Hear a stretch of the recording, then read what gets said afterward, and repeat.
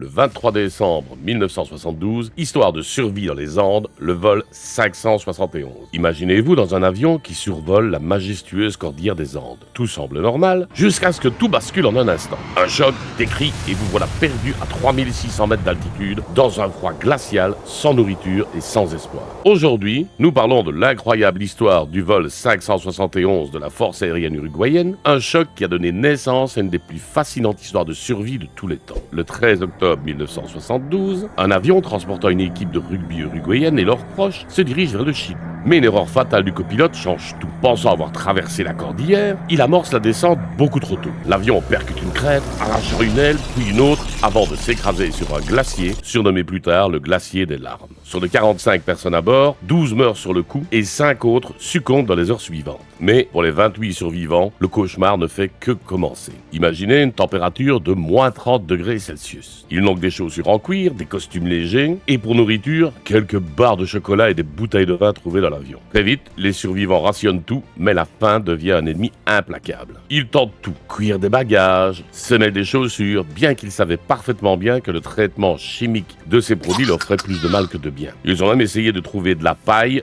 dans les sièges, mais ils ne trouvent que de la mousse non comestible. Rien n'y fait, jusqu'à ce qu'ils envisagent l'impensable. Consommer la chair des décédés. Ça peut paraître horrible, mais pour eux, c'était une question de vie ou de mort. Certains ont comparé cet acte à une forme d'eucharistie, un sacrifice pour la survie de tous. 2 semaines après le crash, une avalanche frappe le camp improvisé, tuant 8 personnes de plus. Comme si ça ne suffisait pas, les survivants entendent à la radio que les secours abandonnent les recherches. Pour eux, ils sont officiellement morts. Mais 2 hommes refusent de se rendre. Fernando Parrado et Roberto Canessa décident de franchir les Andes à pied pour trouver de l'aide. Après 10 jours de marche épuisante, ils rencontrent un paysan chilien. Héros du jour, ce paysan alerte les secours.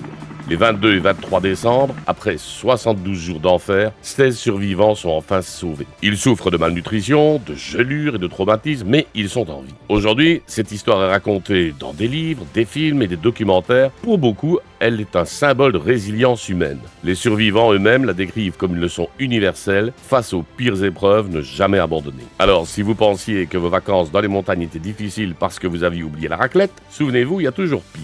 Le crash du vol 571 reste une des histoires les plus fascinantes de survie. Elle nous rappelle que, même dans les moments les plus sombres, l'esprit humain peut triompher. Et n'oubliez pas, si vous partez en montagne, prenez un GPS et un sandwich, au cas où.